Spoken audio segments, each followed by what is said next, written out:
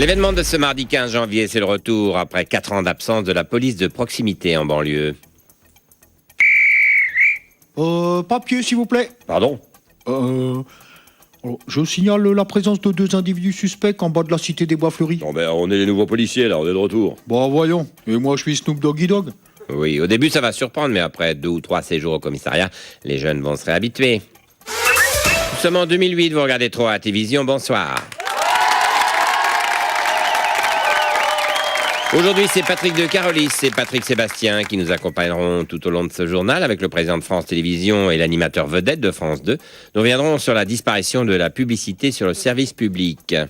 Oui, c'est une nouvelle qu'il faut relativiser. Nous trouverons d'autres sources de financement. Tout est prévu. Patrick? C'est génial. Sans la pub, on est mort, on va tous se retrouver à poil, ça va être génial. On va avoir la bistouquette à Drucker. C'est Sébastien. Sois pas jaloux, toi aussi tu vas le baisser ton bénard. Ça va être génial, on va avoir ton petit bonhomme en mousse qui s'élance et rate le plongeoir. Oui. On va y revenir. Hein.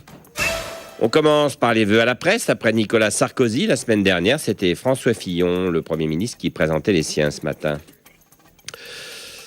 Bon, je vous souhaiterais bien une bonne année, mais j'ai les chiffres, donc je peux pas. Ça va être horrible comme prévu, la pauvreté va encore augmenter.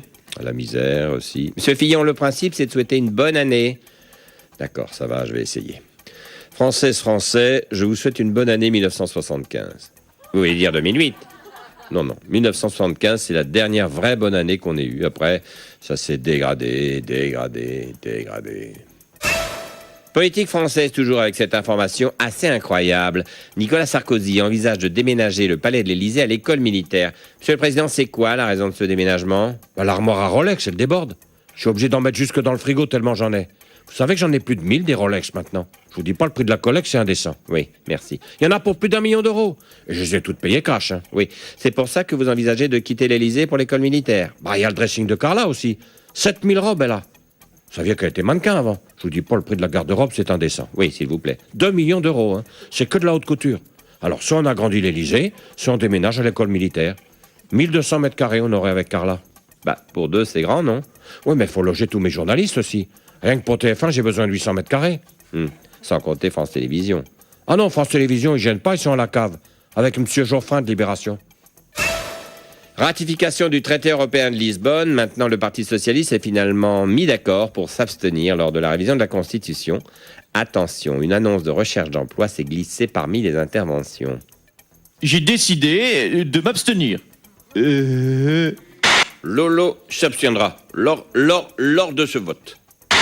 Je voterai formidablement oui à la formidable Constitution du formidable Nicolas Sarkozy.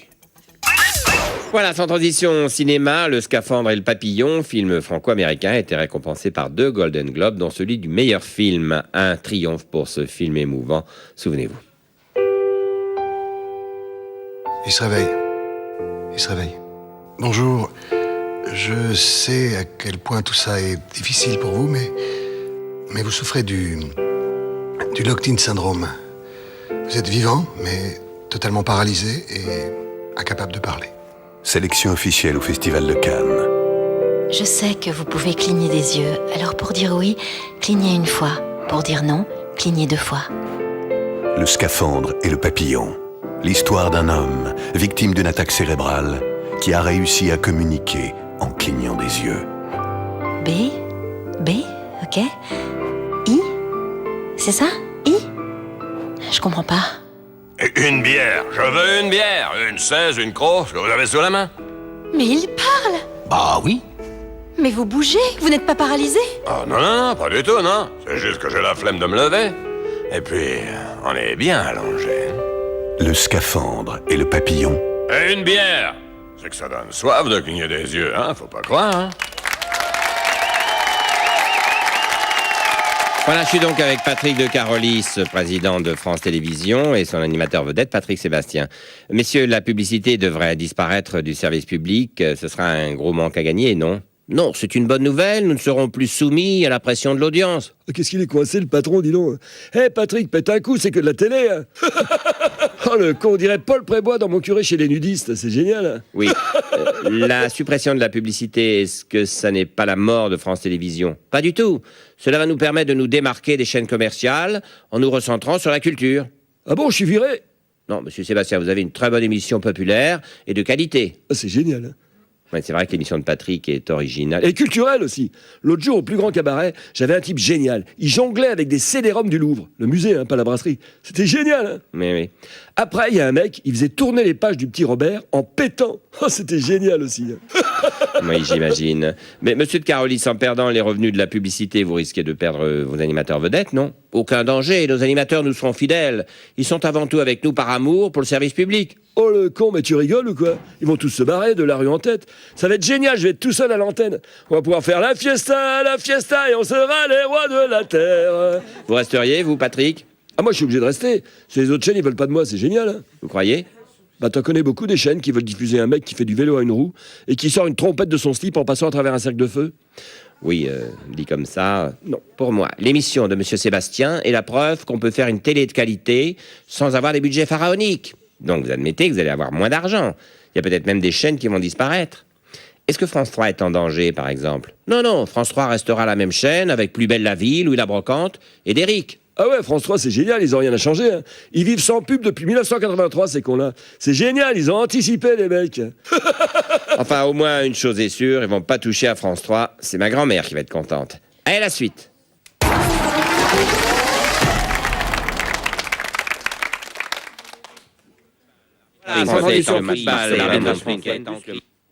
Voilà, sans transition football, l'arbitrage français est en crise, comme l'a montré une fois de plus le match Marseille-Rennes de ce week-end, avec de grosses erreurs d'arbitrage. Mais vous commentez la Ligue 1... Oui, bon, mais ça va, hein, c'est pas la peine de se moquer. Hein. Oui, donc pourquoi est-on confronté à ce problème d'arbitrage en France? Ah mais moi je sais, hein, c'est tout con. Hein. Les gars, ils sont formés à arbitrer du foot et on les lâche sur des terrains de Ligue 1. Hein, les petits bonhommes, ils sont tout perdus, tout désorientés. Bah, mais vous exagérez un peu, quand même. Non, les actions de Ligue 1, elles sont pas dans le manuel d'arbitrage. Ça n'a rien à voir. Un arbitre, quand il voit un type qui glisse sur le ballon et qui atterrit dans les tribunes, qu'est-ce que tu veux qu'il siffle? Je sais pas. Hein, et le gars qui rate le ballon et envoie son ménisque dans les dents du gardien adverse, on fait quoi, là? Je sais pas. Eh ben, l'arbitre non plus. Alors, il siffle hors jeu. Hein, et il sort un carton rouge au premier type qui passe. Oui, il y a aussi le problème des pénaltys douteux qui se multiplient. Ah non, ça n'a rien à voir. Non, les arbitres, ils sont comme nous, ils sont humains. Hein. S'ils sifflent des pénaux, c'est parce qu'ils veulent voir des buts. C'est simple, s'ils sifflaient pas de pénaux, il y aurait que Lyon qui marquerait. Oui, c'est vrai qu'en Ligue 1, la première chose à remettre en question, c'est pas forcément l'arbitrage. Allez, à ciao, bonsoir.